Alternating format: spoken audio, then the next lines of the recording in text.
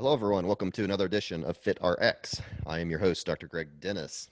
And obviously, we talk a lot about ways that we can optimize our health through nutrition, exercise, all these different things. But wouldn't it be nice to actually have some quantifiable data that we can use on a daily basis to know how we're doing and to know, if we're ready to work out hard that day? And so that's what we're going to talk about today. My guest is Mike Lombardi, and he is with Whoop, WHOOP, which is a wearable device that we're going to talk about that can track all that data to give us information. And we're going to break that all down. So Mike is in the performance science division of Whoop. He is a former Olympic rowing coach for London and Rio. So Mike, welcome to the show. Thank you. Very happy to be here.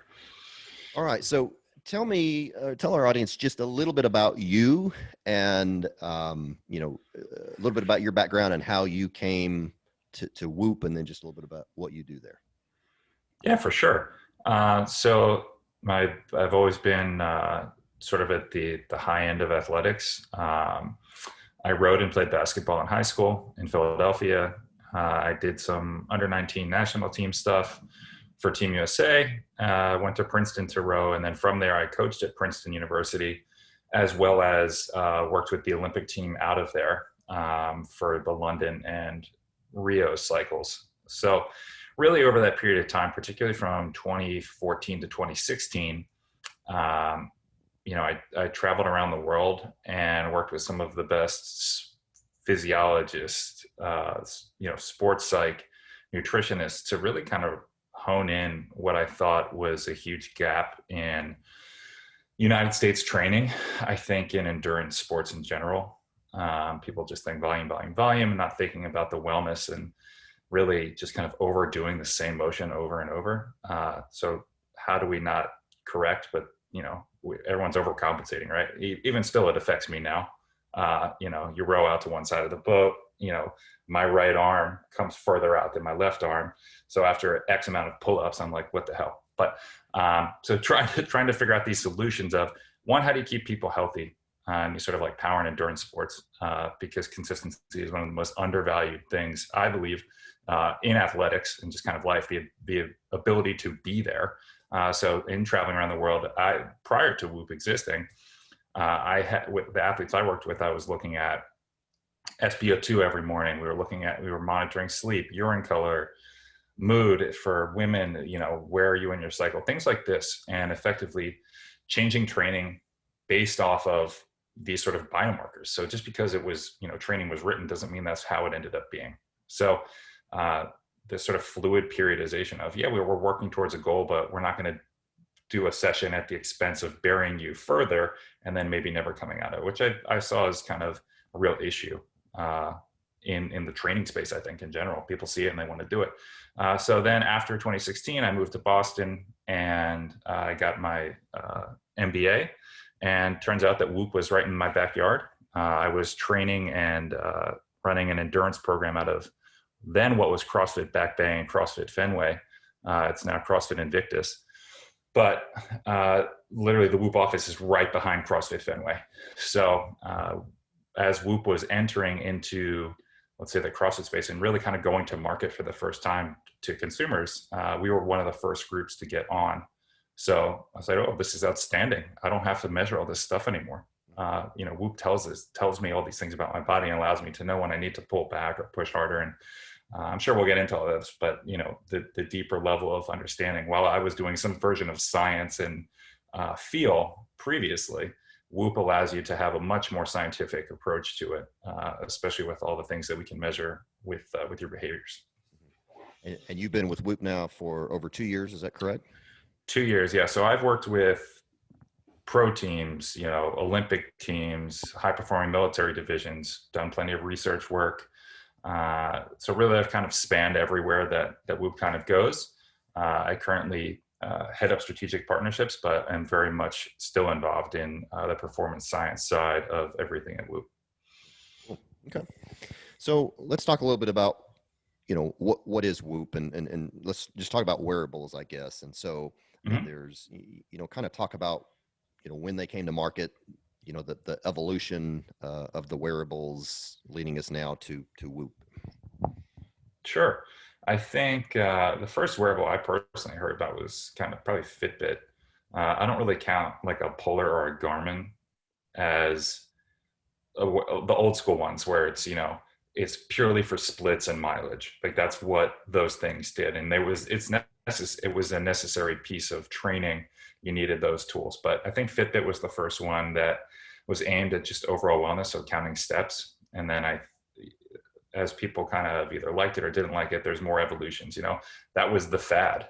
Hey, you got to just move more. You got to get your 10,000 steps in. Whoever the hell came up with that, it's kind of made up, but it got people moving.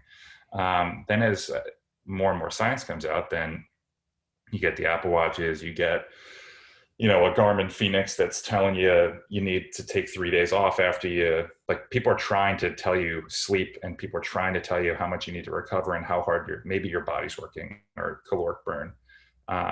And really where Whoop came in was in 2012, was actually when Whoop was started.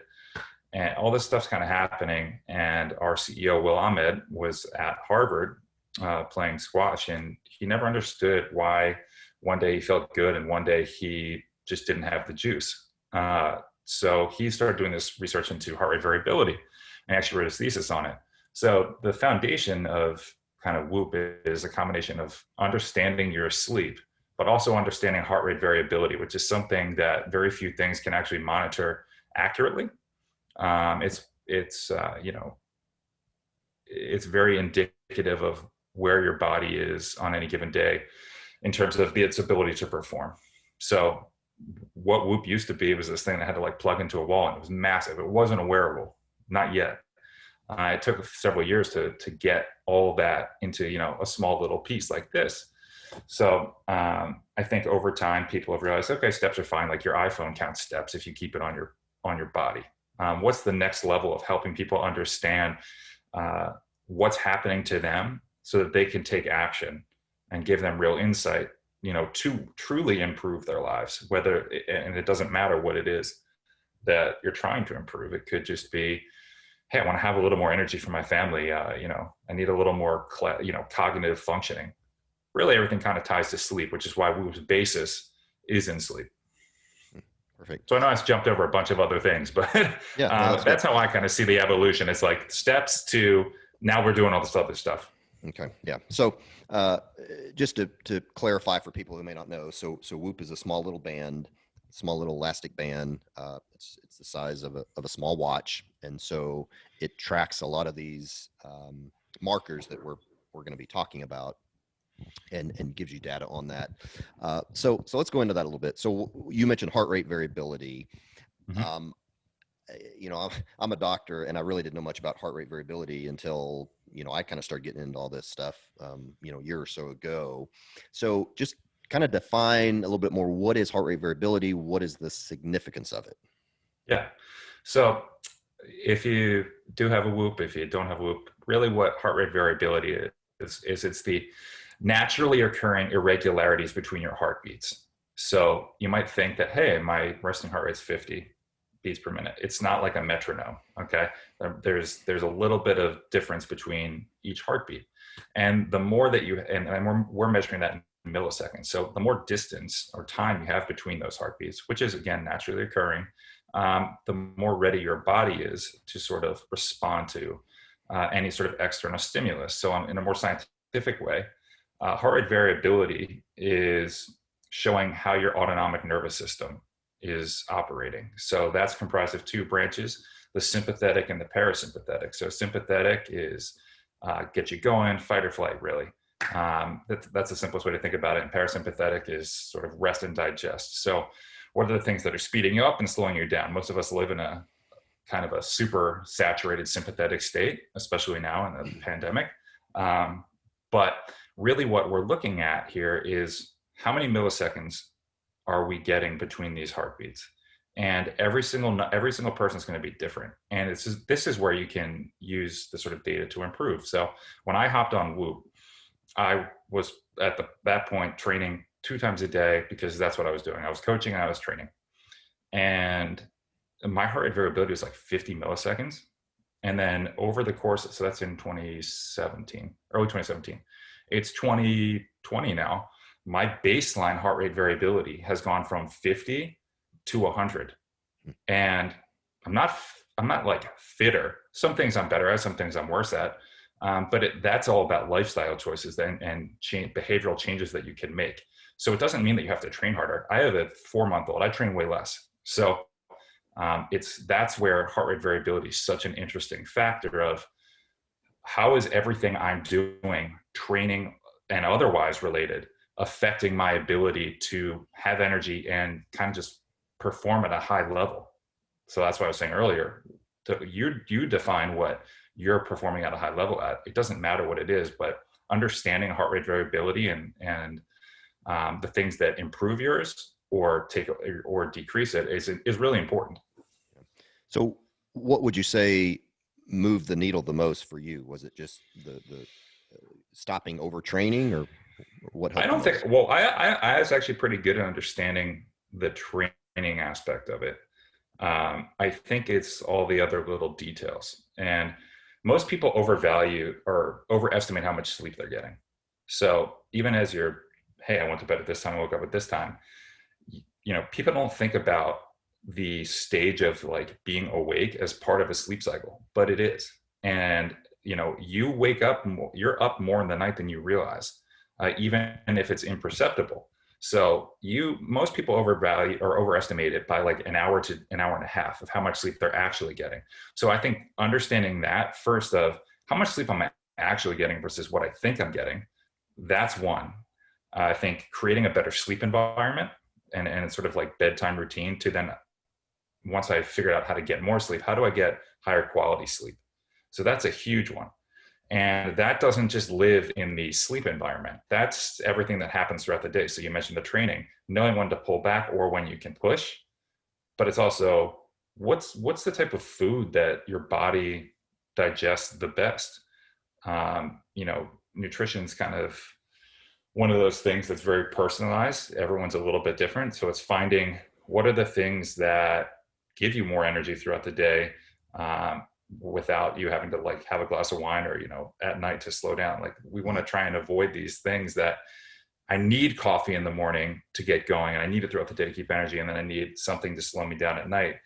Hey, I like coffee, but I don't use it to, get myself going. So that's where you can play around with these things. Hydration is such an easy one.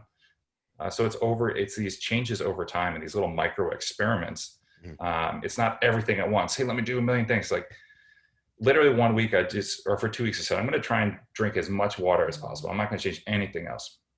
My recovery went through the roof. My heart rate variability jumped by like 30. So like, it's as simple as things like that, where most people wake up and they have 2 cups of coffee before it's lunchtime. They haven't had a glass of water. So pretty basic principles that we've kind of figured out over time, that I think are applicable to everybody. So there's those, and then you have to fine tune it for yourself.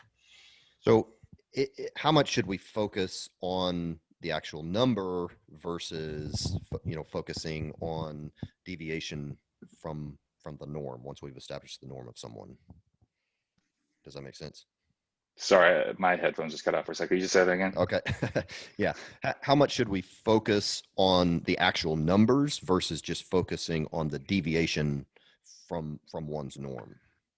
Right. So it's all about the deviation from your norm, because heart rate variability is just to start. There's genetic factors in there. So, my wife's an Olympian. My heart rate variability is way better than hers. She kicks the shit out of me on basically everything. So just because you don't have a 200 heart rate variability doesn't mean that you're not going to be an absolute animal. It's just improving relative to your baseline. So if we just pick that number, let's just say 75 is your baseline. Anything above that, great. Anything below that, you're a little more worn down. And that's more what we're looking at. So it's not like if you have a Whoop strap and you're looking at you and your friends or family's heart rate variability, you could be like, wow, that's pretty wild that you have a X heart rate variability. That doesn't mean that you can't do amazing things if you have a lower heart rate variability. It's all about you versus your own baseline. Gotcha. That is a good point there.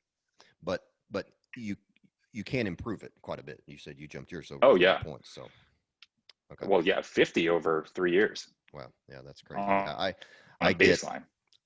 I try not to focus too much on the numbers, but I find myself doing that. Now I am, I'm sure I'm older than you. I'm older than a lot of I do some CrossFit as well. I'm older than a lot of the athletes in there, but you know, my heart rate variability probably averages in the 50s. And I hate that because I feel like my nutrition's on point. I mean, I do crazy stuff. I do cold thermogenesis. I do, you know, I do all this stuff, and that just seems to be where I live, is in the 50s. You know, I just can't seem to change it much more than that. And then I get these other, you know, I see these others that are 100, you know, over 100 and stuff. So, you know, it's frustrating. You know, there's people that are in like the 20s and 30s, and a good day for them is 50.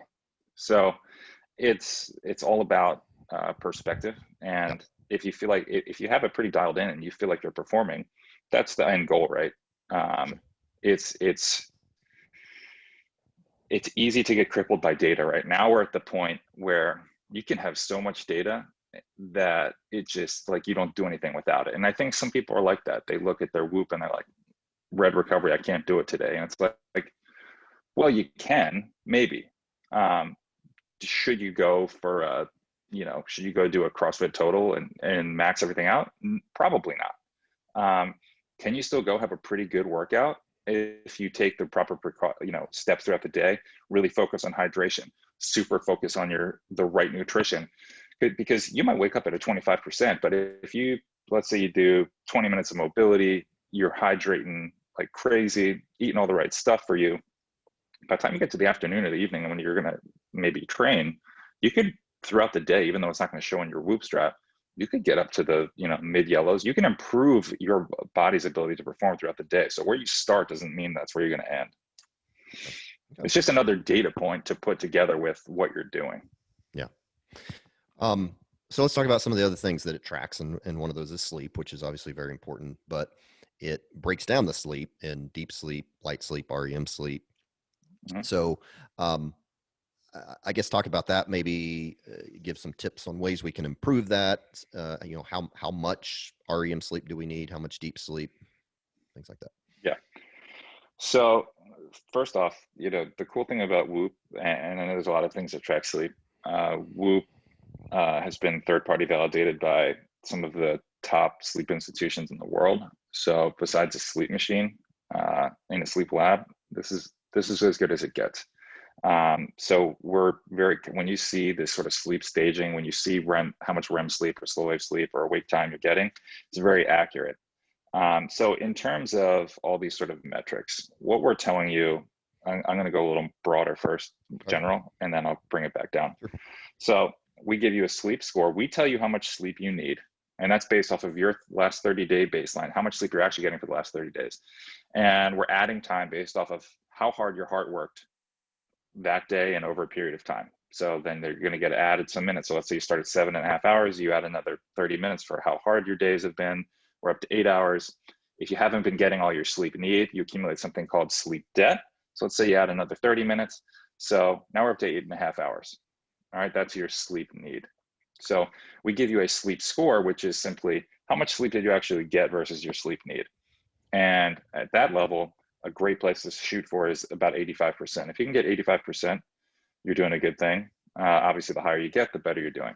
So when we look at these different stages of sleep, REM sleep, you know, light sleep, slow wave sleep, we do want different breakdowns. So let's just say an ideal world, you're looking at about 22 to 23% of your night spent in REM, 22 to 23% of your night spent in slow wave sleep.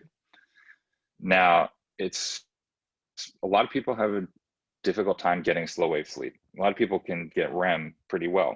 And then you might see more REM than slow wave sleep, because the way that it works is This is why sleep environment's so important, and the sort of bedtime routine. You can get a huge chunk of slow wave sleep at the beginning of the night, but as the night goes on, that slow wave sleep you get per cycle is going to be a little bit less, a little bit less, a little bit less, whereas REM's going to be a little bit more, a little bit more, a little bit more. So they're going the opposite direction.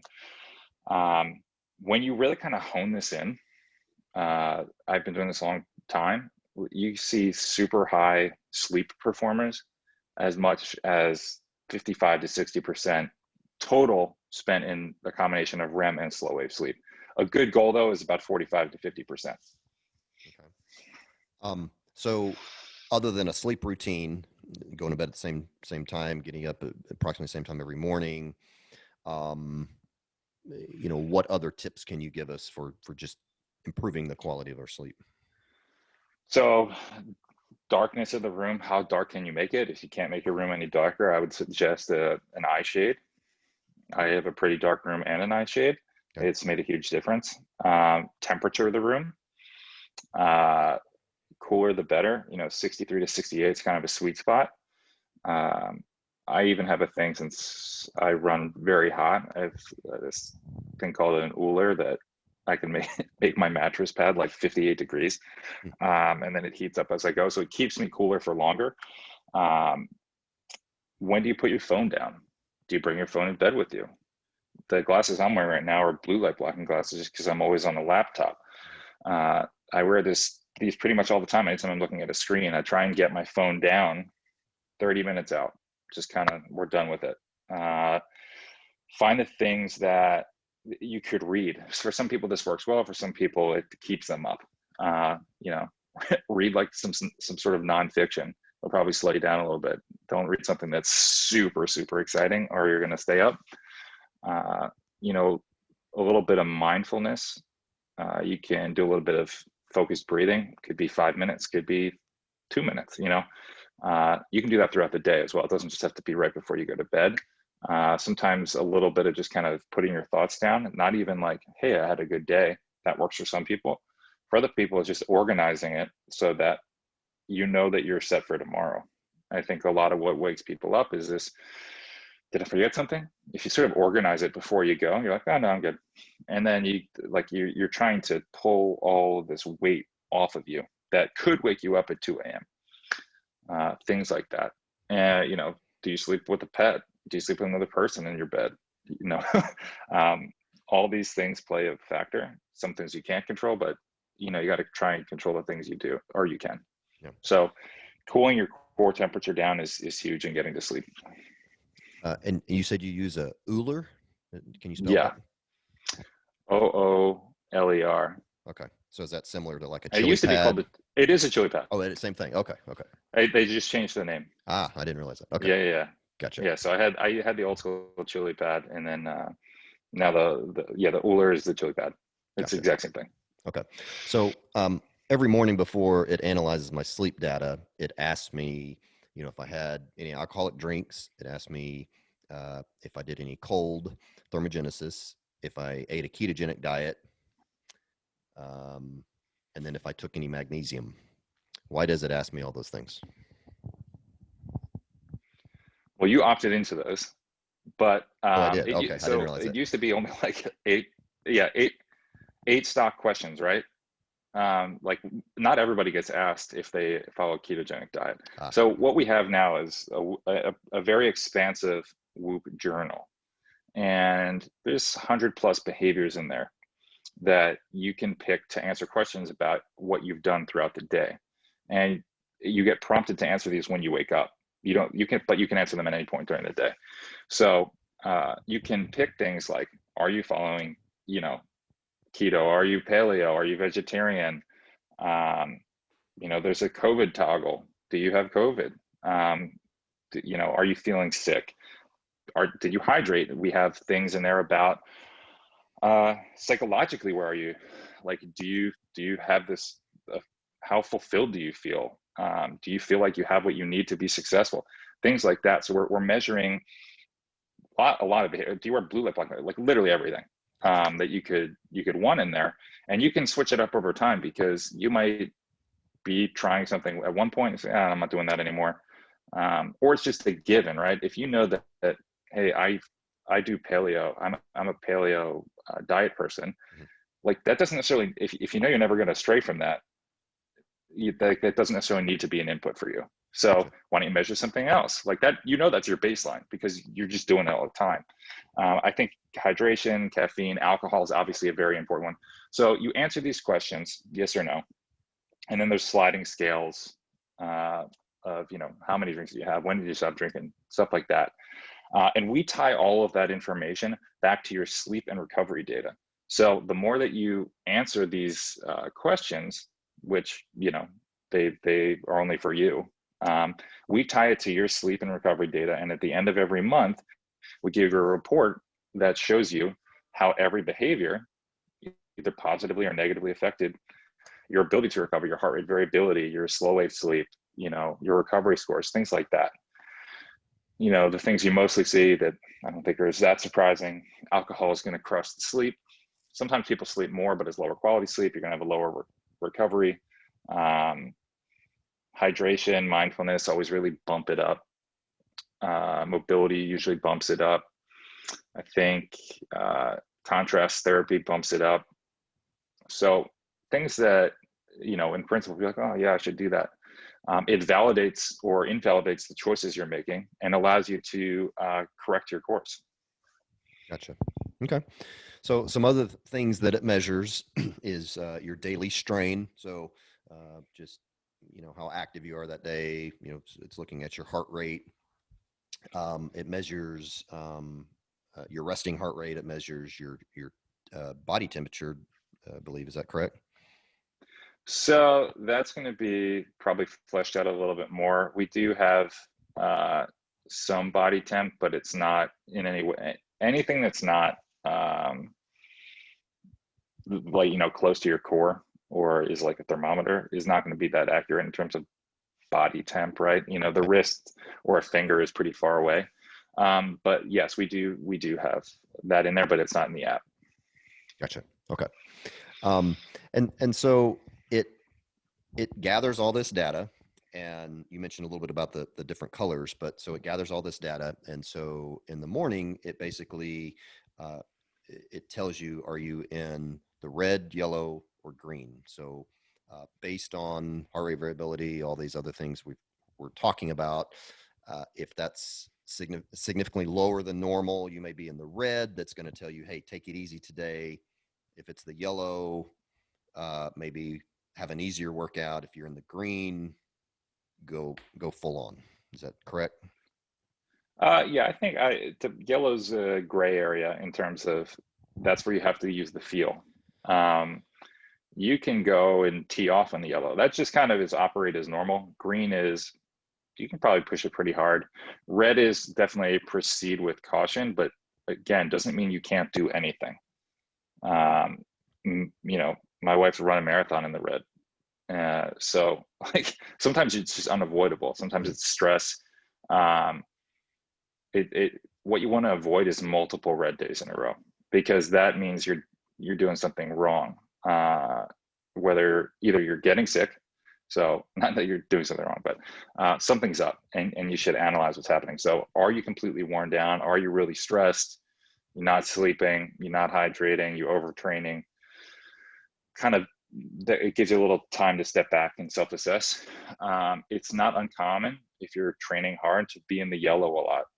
But that's why you just want to avoid not going into the red, and you do have to eventually come back up to breathe and get into the green. So if you do have a hard training block, or you did have a hard week of training, give yourself an actual day to recover. You'll be amazed. You pull back, your numbers are going to jump. Your heart rate variability is going to go up. Your resting heart rate is going to go down. Just because your body's like, thank you.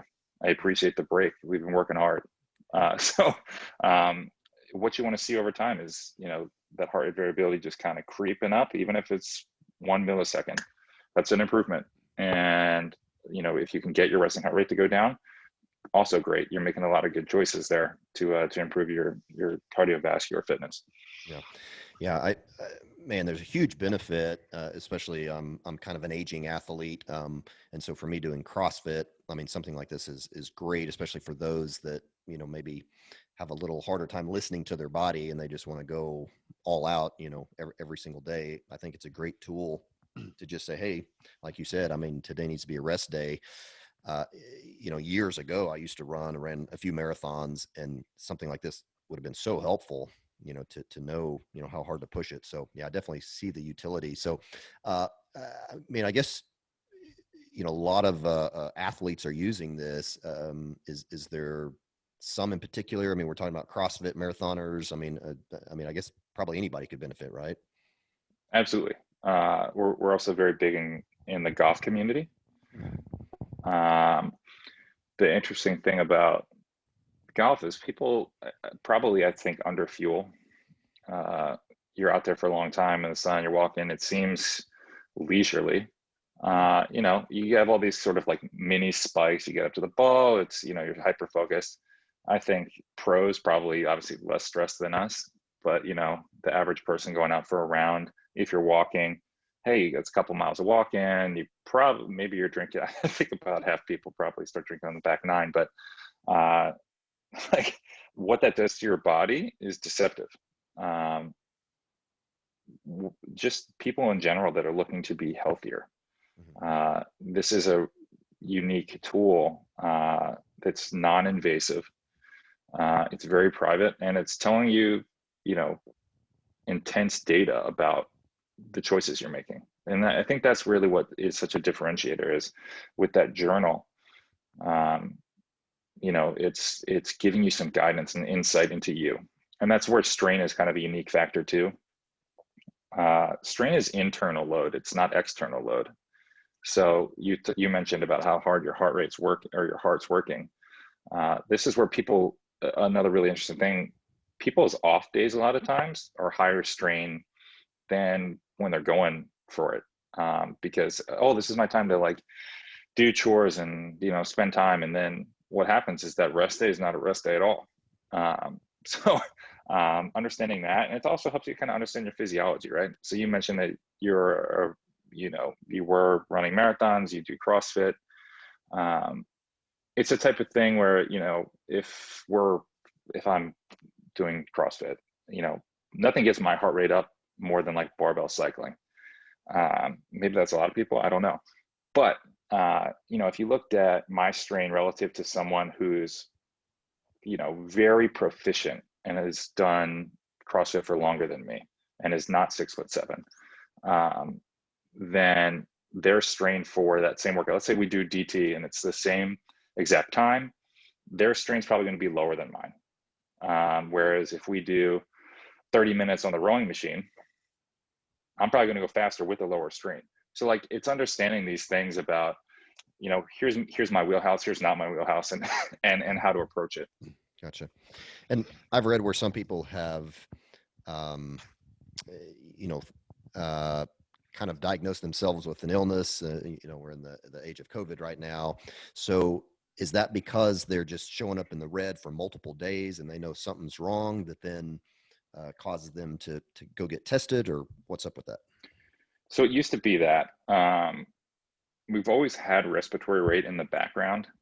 But in the last year or two, or year and a half, we've thrown respiratory rate into the Whoop app, and respiratory rate should be a very non-sexy statistic that we're monitoring. It should be pretty static in terms of, you're going to have a range, and if everything is normal, you're going to stay within your range. It could be, 1 beat. Really what respiratory rate is how many breaths per minute are you taking? And we're measuring this all the time, but really what we're showing you is during the course of the night. Now, if you see a big jump in that respiratory rate, let's say you're at a 14 and all of a sudden overnight you go to 19, could be a lot of different things, but you probably want to isolate yourself, get in the current environment. We're certainly not telling you if you have COVID, sure, but we have seen several times with pro athletes and just a lot of Whoop members that everything's normal, they're green one day, all of a sudden respiratory rate spikes overnight, they go get tested, they have it. So that happened on the PGA Tour. a few times actually. And, I think it might've been Justin Thomas said that sort of saved the tour this year. And it could be plenty of other things. It could just be any sort of respiratory illness. It could be you didn't sleep. Could be you took a long flight. All these are real things. So that 1 day spike, chill. If it stays up, probably might be something. But in terms of just general illness, yeah, living in the red and seeing that heart rate variability just sort of plummet could be a sign that something's happening. So yes, people are using this to sort of, I would say, make informed decisions. Whoops, we're certainly not telling you that you're sick, but it's allowing people to use more data that they wouldn't otherwise have. Gotcha. Okay. So we mentioned briefly about some of the other devices. There's, an Apple Watch and how is Whoop different? I know there's a ring out there that tracks similar data. You mentioned, Whoop being very accurate as far as the sleep. How would you say Whoop is different from some of these other devices? So there's a reason that Whoop doesn't have a face. It doesn't tell time. It's not a watch. Everything, all the juice that a Whoop strap has is going into pulling the highest quality data at the highest possible clip. So the rate at which we're sampling data is much higher than anybody else. The form factor allows it to be utilized basically anywhere, right? You have a hard ring. They say very specifically, do not train in this. Yeah. That's a huge gap, right? So the ability for you to kind of almost just forget that this is on, I don't know if you've done the bicep. We have all these different accessories now for swimmers. It's basically like a little swim cap that goes over your strap. So low drag, you get your sessions, right? It's an important part of understanding your sort of 360-degree puzzle. The sleep is really, it's the most important. We've taken our time and gone the long road to ensure that everything that we put out is validated. It's never smoke and mirrors. So that's why getting that third-party validation and all these peer-reviewed papers about the work on respiratory rate, that's what we focus on. And strain is a unique metric. Nobody's really looking at internal load. People care about steps and calories and how far you went, how fast you went. A lot of people can do that. No one else is doing strain. And recovery is unique. It's, the algorithms are really kind of what keep us ahead. And we have an amazing team of very, very smart people, always refining it and improving it. So Whoop never stops improving, which is, why it's a membership, right? I think that's the other big thing is the strap itself is free. You're always just paying to continue getting your data, and you're always evolving. The situation's always evolving, and Whoop's always improving. So that's the exciting thing. We like to say that right now Whoop's the worst that it will ever be because the team is growing and the innovation in-house is pretty astounding. So that's the difference. Yeah, cool. Yeah, so I started out, wearing the ring, and you mentioned it. The thing I don't like about that, pretty much all I can do is sleep in it. So it does give me a little sleep data, but it doesn't give me an overall picture throughout the day. I have not had my Whoop strap all that long, but so far, one thing I really like about it is it seems pretty durable. I'm pretty, I guess, extreme. This morning, I was in my 200-degree sauna. After that, I was in my 42-degree pool. And so I like the fact that I can keep it on during all that.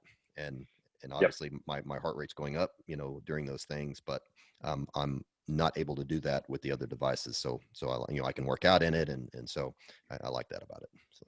The other thing is the 5-day battery life, and that you never have to take it off to charge it. You kind of mentioned that. The charger is an external unit that you just slide over, and then, very quickly you have another 5 days of battery life. While the battery itself is not, the charging pack is not waterproof, everything else is. Awesome. So yeah, you literally never have to take it off. Yeah. Okay. Well, very good. So if someone is interested in getting one of these, they just go to whoop.com. Mm-hmm. Okay. That is correct. And through the rest of the year, there's some pretty good opportunities to get on if you've been thinking about it. So Just if you head over to whoop.com, plenty of good opportunities. Okay. Well, very good. Anything else that I didn't ask that you'd like to say about Whoop? You know, I think you touched on it, but while we started initially with the elite athlete and elite performer in mind, this really is something for everybody, especially in a time right now where there's a lot of uncertainty until the vaccine really takes hold, and who knows how long it's going to be. Understanding these things to help keep everybody around you safe and just kind of peace of mind, it really it can be valuable for your mental health. So as much as we're talking about physical health, I think, you know, staying in touch with your mental health and taking care of yourself is incredibly important. So Whoop will let you know when you're a little bit off, and maybe you can address that. So that would be my plug. Just take care of yourselves out there. Yeah, for sure. Okay, appreciate that. So I always end my podcast by asking my guests to give us one tip that can make us healthier today. What would you say? Sorry, I kind of threw that on you. Drink half your body weight in ounces of water. Okay. Minimum. Yeah. Minimum. Yeah, that's a good one. Everybody's bad at it. I have to do it. I have to, like, in the morning as I'm making my coffee, I'm like, go slam a glass of water before you have this. So that's another, taking it from that, have 16 ounces of water before you eat anything. Yeah. In the morning, or to start your day, just wake up and have water. So yeah, so easy. That's actually one thing I haven't tried, you know, as far as trying to increase my heart rate variability. I talk about doing all these other crazy things, jumping in the pool and all that. But I am bad about drinking water. So I need to make a conscious effort to do that and see, you know, what it changes. So yeah, dive in for like 2 weeks and let me know what happens. Yeah, for sure. Okay. Well, Mike Lombardi with Whoop, we appreciate your time and talking to us about this device. Yeah, thanks for having me. Okay. And thank you guys for listening, and we will talk to you next time. Very good. All right. Short and sweet. That was great. Appreciate it. Yeah. Thank you. All right. Well, yeah, I'm usually, I don't know, 3 or 4 weeks out on getting these published, but anyways, yeah, Perfect. This fits right in line with, you know, just what I talk about and what I do on my podcast. So I really appreciate it. Awesome. Well, I look forward to it. Yep. All right. Well, thanks again for your time. Thank you very much. Yeah, I wish you a Merry Christmas. You as well. All right. Have a good day. I'll talk to you. Bye. Take care. Bye-bye.